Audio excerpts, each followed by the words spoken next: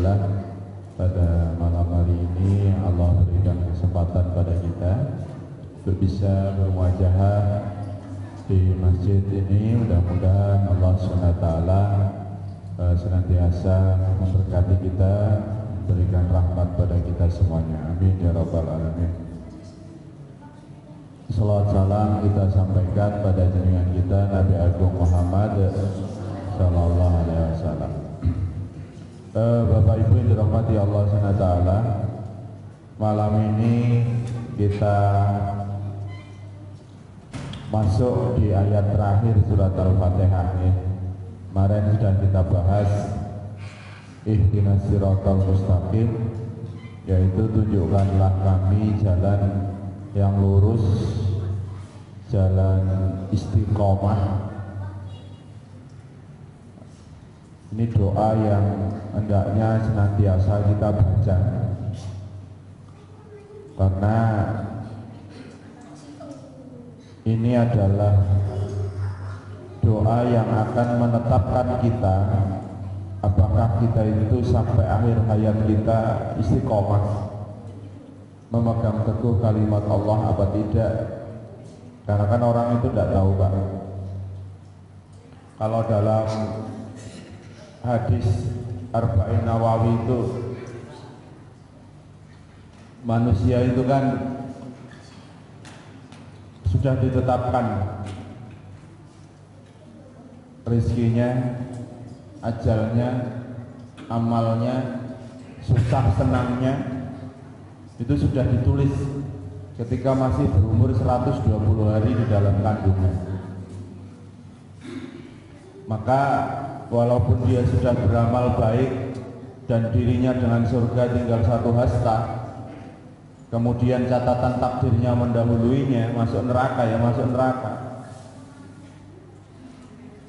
Kalau dirinya itu melakukan keburukan yang mana dirinya dan neraka tinggal satu hasta, tapi catatan takdirnya masuk surga, ya masuk surga juga. Jadi kan yang hendaknya kita pahami, selama nyawa masih di dalam dada kita masih bisa berbuat. Ya, tugas kita cuma ikhtiar untuk menghadirkan ya asbab-asbab, sebab-sebab kerahmatan Allah Subhanahu wa taala, sehingga sampai hayat terakhir kita atau akhir hayat kita tetap berada dalam keimanan. Ya. Wong kita itu hidup di dunia ini kan cuman pasrah. Ya, inna sholati wa nusuki wa mahyaya wa mamati lillahi rabbil alamin. Cuman bisanya itu. Ya, kita itu cuman pasrah. Tapi bedanya kita sama makhluk lain, kalau kepasrahan makhluk yang lain itu totalitas tidak diberikan sebab-sebab ikhtiar, tapi kalau manusia sama Allah masih diberikan peluang untuk berikhtiar. Ya. Jadi kalau manusia masih diberikan peluang untuk berikhtiar. Nah, maka malam hari ini kita lanjutkan ayat terakhir, karena kita kemarin kita awali dari bismillah. Jadi bismillah ayat pertama, maka siratal ladzina an'amta 'alaihim ghairil maghdubi 'alaihim waladdallin, ayat ke-7. Tapi kalau bismillah bukan ayat surat Al-Fatihah, maka kita potong itu siratal ladzina an'amta 'alaihim, berarti ayat 6. Ghairil maghdubi 'alaihim waladdallin, ayat 7. Nah, kita pakai mazhab Syafi'i aja. Kalau mazhab Syafi'i bismillah ayat pertama. Kalau mazhabnya Imam Ahmad bin Hanbal masih ayat ke-6 ya. Itu terputus di situ. Makanya kalau dalam mazhab Hambali atau di Saudi, kalau membaca surat Al-Fatihah bismillahnya nggak denger, karena memang dianggap bismillah bukan masuk surat Al-Fatihah, tapi dia ayat tersendiri. Tapi kalau mazhab Syafi'i bismillahnya dikeraskan, tapi tidak ada yang salah, itu benar semua ya, itu benar semua. Jadi nanti kalau imaman, makmuman ngelihat kayak gitu nggak kaget gitu ya, tidak ada yang salah. Nah, ketika kita sudah mengucapkan ihdinas siratal mustaqim, tunjukkan kami ya Allah jalan yang lurus, itu sama Allah dikasih tahu jalan lurus itu apa ya.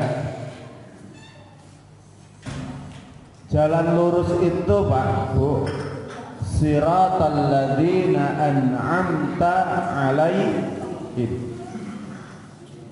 Ini jalan lurus. Jadi jalan lurus itu jalannya orang-orang yang kamu telah beri nikmat atas mereka. Jadi yang disebut jalan lurus itu jalannya orang-orang yang telah Allah beri kenikmatan. Jalannya siapa itu? Orang-orang yang diberikan kenikmatan, mereka adalah minan nabiyyin, jalannya para nabi ya. Kemudian siapa lagi? Wasiddiqin, jalannya orang-orang yang jujur, benar. Wasyuhada, jalannya para syuhada, orang-orang yang mati syahid.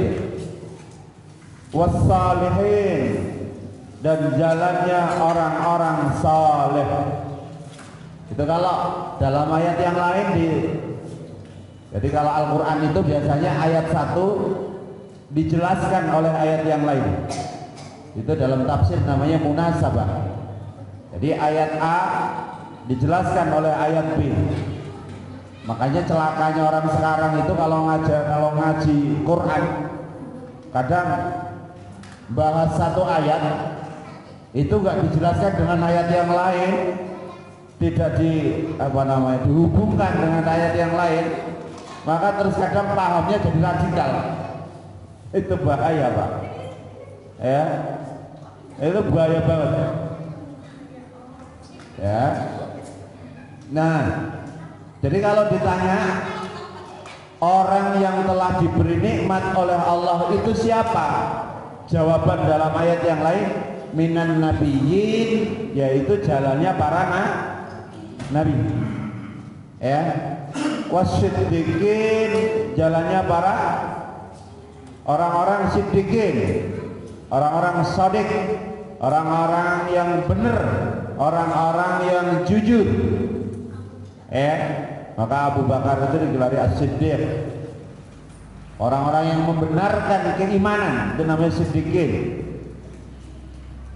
Pengikut-pengikut para nabi, jadi orang-orang yang membenarkan para nabi itu namanya siddiqin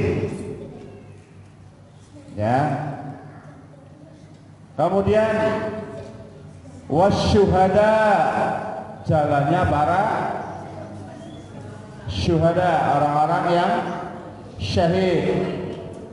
Orang-orang yang syahid itu mempersaksikan kebenaran, namanya syahid.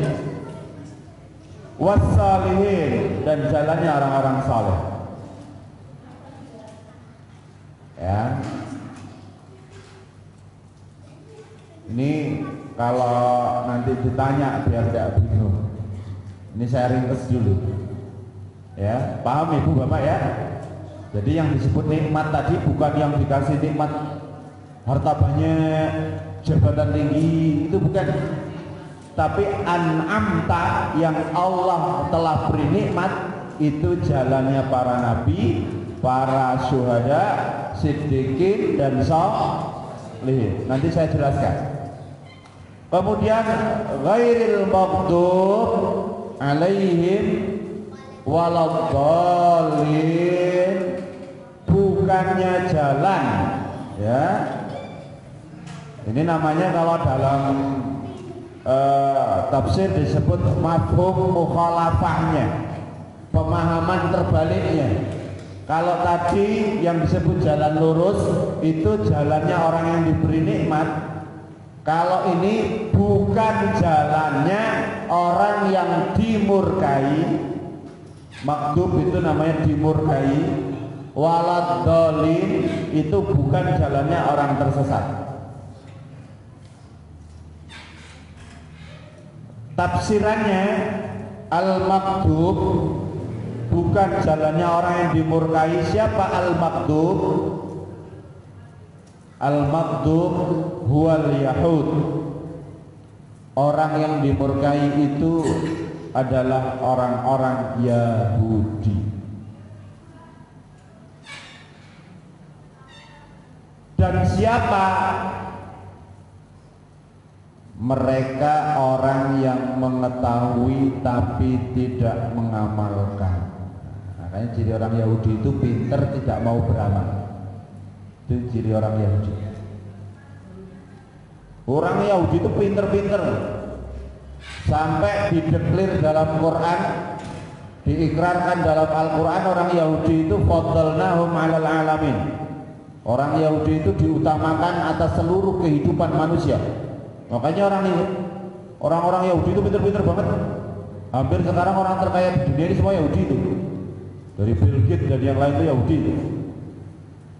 Orangnya pinter-pinter banget. Kalau ditanya kenapa orang Yahudi pinter-pinter, makanannya teri. Iya. Jadi mereka itu teri itu makanan wajib. Kalau kita dicudi juga. Ya. Iya toh? Coba cek. Orang-orang Israel itu makanan paling utamanya teri, Pak. Ya, karena teri itu protein tertinggi gitu. Makanya mereka itu pinter-pinter. Nah, maka nanti dibedakan Yahudi sama Israel sama Bani Israel. Ini tolong dibedakan. Ini kawan-kawan kadang para aktivis itu nggak ngerti bedanya. Mana Yahudi, mana Israel, mana Bani Israel. Yang dilaknat Allah itu bukan Israel. Karena Israel itu Nabi Yakub.